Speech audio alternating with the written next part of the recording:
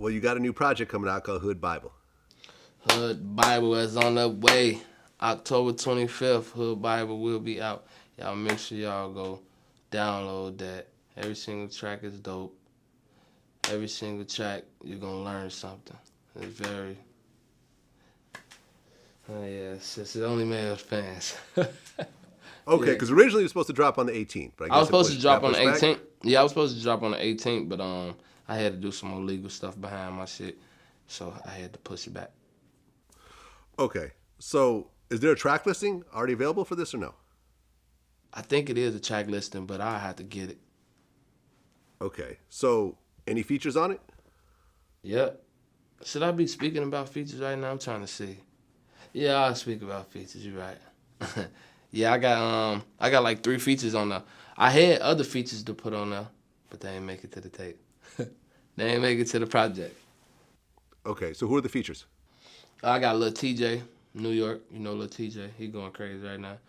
I got Marlo, 4PF, Lil Baby Artist. I got Lil Durk. Y'all already know my mud brother. That's about it. Them the 3 features I got on there. I ain't really want to put a lot of features on my tape because I don't want to be feeling like I'm using the next person to buzz up or clout up or get on. You know what I'm saying? I really just want to genuinely work with people. You feel me? Like, cause I built my shit from the ground up. Never paid for no views, no comments, none of that. Like all this shit was blood, sweat, and tears, organically built. Like for real. Yeah, man. I really hate when I listen to someone's album and literally every song has 1 or 2 features. It's almost like a movie soundtrack or something. Yeah, I don't need no like... features. Like, I can make a hit by myself. I can be on 2 verses. I can be on 1 verses. I can sound like somebody different on the hook and then sound like somebody different on the verse. Feel me? Like, I'm very versatile. I'm all over the place. You know, everyone is going to be looking at this interview. All the aspiring rappers that you know has put out 3 or 4 videos and gotten 100 views on each of those videos. Wait, what? They're gonna try to figure... What did you say? What did you say? Well, I mean, think about it. When you first started out, you were putting out videos and it was getting no views, right? Everyone that starts out rapping, you got to build up your fan base. You don't just start out with a fan base. That's why I be telling people like when an artist come out and they just go crazy, go dumb. Motherfucker be like, damn, he came out yesterday and got on. I be like, bro, you saw him yesterday when he got on. So you think that's when he got on. Like, this nigga been grinding all his life to reach his peak where he at right now. You just don't know that because you're on the outside looking in. You know what I'm saying? Exactly. So when you first come out, you're coming out and no one's watching your videos. And you got to keep dropping shit until you start building up your fan going base. Crazy. And you got to also promote your shit. You can't be scared to promote your shit. Like, I ain't gonna lie, like, everywhere I went, like, I was in somebody's ear rapping. I was banging on the wall rapping. I was screaming out loud, you finna hit me some way. You feel me? Like, I was just always, like, promoting. I'm posting my videos under people's Facebook statuses. They make a Facebook status. I'm spamming my video all through the comments, the inbox, under your pictures, on your pictures, in your inbox. I'm everywhere with it.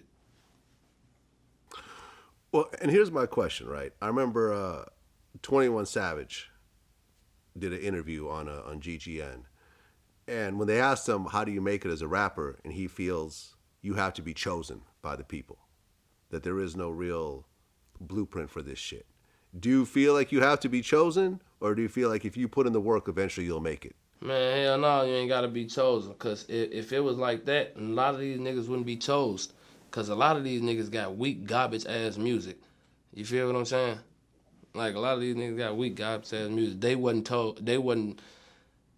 niggas that got the weak music and shit like that, like,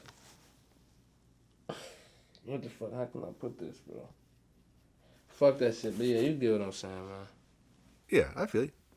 But you actually put in the work because you talked about you were trying to get on before you even got locked up at 15. So you started putting out music, what, at like 13, 14? Hell yeah, I was putting out music like 12, 13 and shit, but I was in tour with a particular artist that I'm not going to say on this interview. I was in tour with an artist, and we was going back and forth, like, on some beef shit, like dissing each other and shit like that. I was getting about 800, 900,000 views and shit like that. Interscope had reached out, but then I had got locked up. And you're how old right now? I'm 22. So you're talking about 10 years of work to get to this point. 10 years of work to get to this point.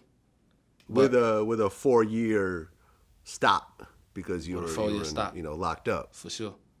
But still, that counts as the time that you had to put in to get to this point. It took you a decade. For So sure. almost half your life you've devoted to this one thing. Mm-hmm. All my life, like, I dedicated everything to this music shit. You feel me? Like, even without me being signed or me getting paid for music, I'd still be doing music right now in my bedroom or somebody else's studio. Yeah. And if you look at the people that are really successful, whether it's music or business or whatever they do, and you ask them what the key to success is, they all say the same thing, and that's focus. Yeah, you gotta focus and never let up. Can't get tired. What would you be doing right now if the music shit never took off? On the block, serving drugs, probably robbing somebody. Because I wouldn't be beating the buckets or selling papers right now at this particular age I'm at now. Everybody will make fun of me, post me, put me. Because, like, without this rap shit either, I'd still be popular. I'd still have clout, like, in my city, in my neighborhood and shit like that. You feel me? I'm Lil Zay. You feel me? Yeah. But, yeah. Well, when you had your Juvenile case, the guy that you tried to rob, I guess you shot at, that the cameraman ended up testifying against you. You also talked about getting snitched on. Was that same case, or did someone else close to you snitch on you? No, it wasn't that same case. Okay. So you had someone close to you snitch on you? For sure. For what? A nigga that I used to call my homie. A robbery. I was in Wisconsin. I got booked for armed robbery in Wisconsin. They charged me as an adult. They offered 45 years. And then I had put in a motion to get charged as a juvenile. You feel me? And I won the motion. And I came home. I only did 2 months. I came home from Wisconsin. This was before my juvenile life case.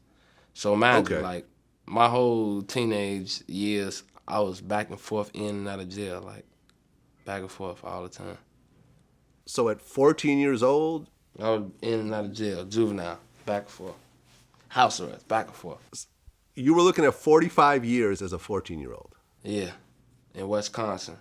I was in Allegheny County Jail in Wisconsin. I called my case in Wisconsin, Oshkosh, armed robbery, robbed a pizza lady. Okay, and the guy that snitched on you, was he involved in the robbery with you? Yeah, he was involved in the robbery. It was actually 2 snitches. How did you feel when someone that you felt you were real close to? I mean, one of them was my family members. You know what I'm saying? So I be just like a cousin. Yeah, like my cousin. I be just like, I learned from it. I know don't do nothing with this nigga or that nigga no more. Or that nigga. You know what I'm saying? Especially now, I can't do nothing and won't do nothing, but cause I don't got to. But like back then, it was just like, I'm finna go to the block. I'm finna tell all the guys your ass a snitch. You can't come back to the block. Motherfucker gonna hurt your little ass. And it is what it is. You hear me? Shit like that. I remember I interviewed Freeway Ricky, right, who was one of the biggest drug dealers in America. I don't know who that is. Freeway Ricky Ross? Never heard of him? That motherfucker said one of the biggest drug dealers in America. I think I did heard of him. Ain't that who Rick Ross got his name from? Pretty much, yeah. Oh, okay, yeah. Think. Freeway Ricky was literally doing thousands of kilos a month. Like, had like 200 crack houses. The government was letting him run cocaine into the country, and they would use that money to fund wars in South America. The Iran-Contra scandal was based on Freeway Ricky. He was pretty much as big as you can get.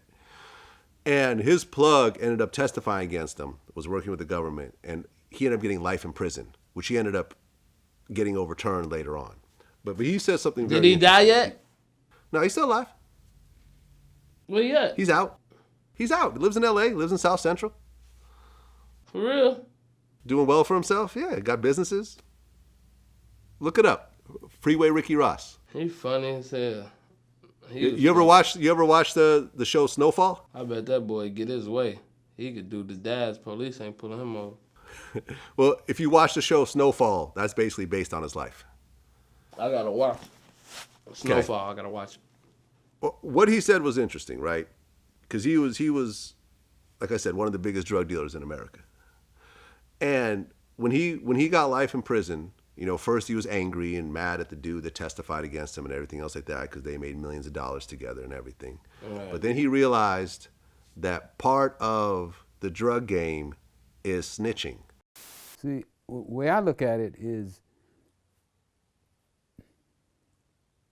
first of all, I made the mistake of getting in the drug business. That was my first mistake. Mm-hmm. My next mistake was I went back into the drug business after I said I quit. Yeah. So what he did is he only did what people do in the drug business. They tell. They set you up.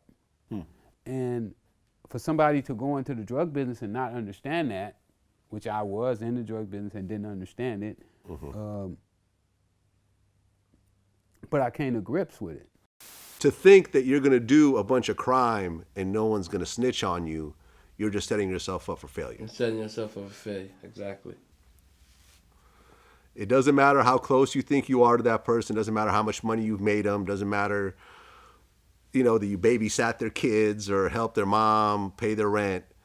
When their back is up against the wall, they will probably tell on you. For sure. And you go into that accepting that, or else you're going to be in for a whole lot of heartache later on. Would you agree with that? I agree with that. I'm 100% with you.